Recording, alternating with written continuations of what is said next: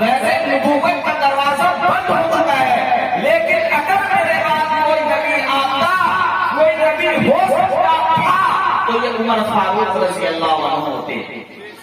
کون عمر فاروق؟ قرآن کریم کی 21 آیتیں ایسی ہیں جو حضرت عمر فاروق کے مشورے کے مطابق نازل ہوئی ہے، حضرت عمر فاروق کی رائے کے مطابق نازل ہوئی ہے۔ کون عمر فاروق؟ وہ عمر فاروق جس کو دیکھ کر شیطان بھی اپنا راستہ بدل لیا کرتا تھا، وہ عمر فاروق جس نے 10 سال تک حکومت کی، پورے شان کے ساتھ حکومت کی۔ اس زمانے کی سپر پاور طاقت رومن امپائر اور پرشین امپائر کے پرخچے اڑا دیے اور ان کی حکومت کے تانے بانے پھیر دیے، قیصر و کسریٰ کے دربار میں زلزلہ برپا کر دیا۔ عمر بن الخطاب رضی اللہ تعالیٰ عنہ کے سامنے کسی یہودی کی، کسی عیسائی کی، کسی منافق کی اتنی ہمت نہیں تھی کہ اسلام کے خلاف کوئی راجنیتی کر سکے، اسلام کے خلاف کوئی سازش کر سکے۔ انتہائی سخت مزاج اور صاحب الرائے خلیفہ تھے، موچے لمبی موچے رکھتے تھے، لمبے تھے، گورے چلتے تھے، دبلے پتلے تھے، لیکن اگر کوئی دیکھ لیتا تھا تو چاہے وہ شیطان کا دماغ رکھتا ہو، عمر بن الخطاب کے سامنے نہیں آتا تھا۔ پوری سلطنت، اسلام کی ایک لمبی سلطنت عمر فاروق کے زمانے میں حاصل ہو گئی۔ عمر فاروق نے بہت دور دور تک اسلام کا پھنگیرا لہرا دیا، سب کچھ ٹھیک ٹھاک چل رہا تھا۔ عمر فاروق کی حکومت کا 10واں سال تھا، 10 سال مکمل ہو چکے تھے، 11واں سال تھا، سب کچھ ٹھیک ٹھاک چل رہا تھا، اسلام ہر طرف جگمگا رہا تھا کہ اچانک عمر بن الخطاب رضی اللہ عنہ کے آخری عمر میں ایک حادثہ رونما ہوا۔ قسمت نے ایسا کھیل کھیلا کہ اسلامی تاریخ بدلنی شروع ہو گئی۔ کیا وہ کھیل کیا تھا؟ فجر کا وقت تھا، عمر فاروق رضی اللہ عنہ فجر کی امامت کرا رہے تھے کہ ایک مجوسی، ایک دشمن جس کا نام ابو لولو فیروز تھا، اس نے اپنے دل میں اسلام کے خلاف عداوت چھپا رکھی تھی، وہ اسلام سے نفرت کرتا تھا، عمر فاروق سے دشمنی رکھتا تھا، اپنے جیب میں خنجر رکھے ہوا تھا، ٹائگر رکھے ہوا تھا۔ عمر بن الخطاب نماز پڑھا رہے تھے، وہ ان کے ٹھیک پیچھے کھڑا ہو گیا اور نماز کی حالت میں خنجر ان کے پیٹھ میں گھسا دیا۔ عمر بن الخطاب رضی اللہ تعالیٰ عنہ جب تک نماز پڑھا سکتے تھے نماز پڑھاتے رہے، اس کے بعد بے ہوش ہو کر گر پڑے۔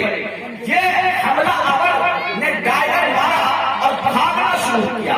ایک صحابی وضو کر رہے تھے، ان کی رکعت چھوٹ گئی تھی، اس نے جب دیکھا کہ ایک شخص خون لگے ہوئے چھڑا لے کر مسجد سے باہر آ رہا ہے تو اپنی چادر اس کے بدن پر پھینکا کہ کسی طرح سے وہ گر پڑے اور میں اس کو آ دبوچوں۔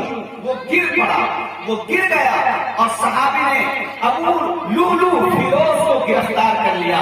عمر فاروق بے ہوش ہوئے ہیں، وہ عمر فاروق جو اسلام کی شان و شوکت کا ذریعہ تھا، وہ عمر فاروق جس کے بارے میں نبی نے فرمایا تھا کہ لو کان بعدی نبی لکان عمر، کہ میرے بعد اگر کوئی نبی ہوتا تو عمر رضی اللہ تعالیٰ عنہ ہوتے۔ وہ ہٹے کٹے لمبے چوڑے انتہائی طاقتور قوت رکھنے والے عمر بن الخطاب بے ہوش ہو گئے۔ جب سورج طلوع ہوا عمر بن الخطاب کو ہوش آیا۔ عمر بن الخطاب نے پوچھا کہ میرے ساتھ کیا ہوا ہے؟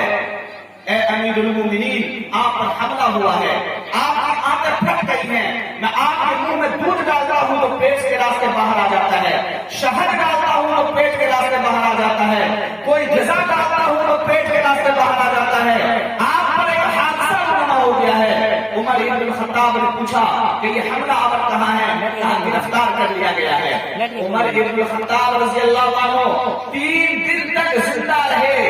اگر یہ میڈیکل کا دور ہوتا، اس زمانے میں حکیم اور جڑی بوٹی کا زمانہ تھا، اگر شاید یہ میڈیکل کا دور ہوتا تو شاید بچ سکتے تھے، جو کہ 3 دن تک زندہ رہے۔ 27 ذی الحجہ کو حملہ ہوا اور 1 محرم الحرام کو حضرت عمر بن الخطاب رضی اللہ عنہ کی شہادت ہو گئی۔ حضرت عمر بن الخطاب رضی اللہ عنہ اس دنیا سے چلے گئے، وہ دوسرے خلیفہ تھے جو اس دنیا سے رخصت ہو گئے۔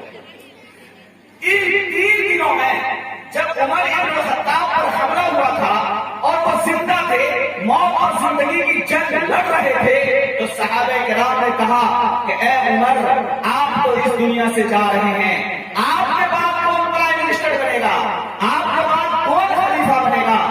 تو عمر ابن الخطاب نے 6 آدمی کی ایک کمیٹی بنا دی، 6 آدمی کی ایک کمیٹی بنا دی اور کہا کہ آپس کے اتفاق سے ان 6 میں سے کوئی ایک پرائم منسٹر بن جانا، خلیفہ بن جانا۔ 6 آدمی کی ایک ٹیم بنا دی۔ وہ 6 آدمی کون تھے؟ حضرت عثمان، حضرت علی، حضرت طلحہ، حضرت زبیر، حضرت سعد بن ابی وقاص اور حضرت عبد الرحمن بن عوف۔ یہ 6 آدمی جو عشرہ مبشرہ کہلاتے تھے، 4 گزر چکے تھے اور 6 باقی تھے۔ ان 6 کو کہا کہ آپس کے اتفاق سے کوئی ایک خلیفہ بن جانا۔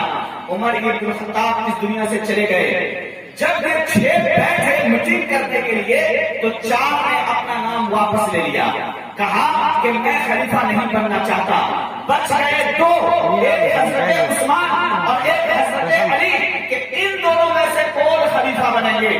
فیصل مقرر کیا، حکم بنا دیا حضرت عبد الرحمن بن عوف کو، اور کہا کہ عبد الرحمن بن عوف جن کو چاہے خلیفہ بنا دے، ان 2 میں سے عثمان اور علی میں سے جس کو چاہے تیسرا خلیفہ بنا دے۔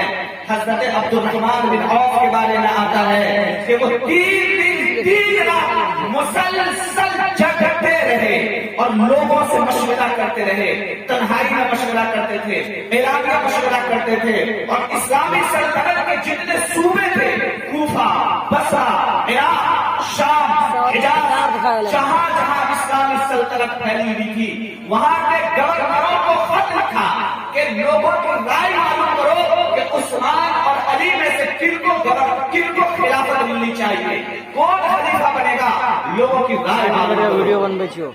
3 رات مسلسل مشورہ کرنے کے بعد یہ بات واضح ہوئی کہ سارے کے سارے لوگ تقریباً حضرت عثمان کو خلیفہ بنانا چاہتے ہیں۔ چنانچہ باتفاق رائے حضرت عثمان کو خلیفہ بنا دیا گیا۔ اب ایک بات یہاں پر، میں 3 باتیں یہاں پر بیان کرتا ہوں، پھر میں آگے قصہ بیان کروں گا، لیکن 3 باتیں یہاں پر آپ سمجھیے۔ پہلی بات کہ اسلام سے عیسائیوں کو اتنا نقصان نہیں پہنچا ہے۔ کیوں؟ اس لیے کہ عیسائی نہ مکے میں تھے نہ مدینے میں تھے۔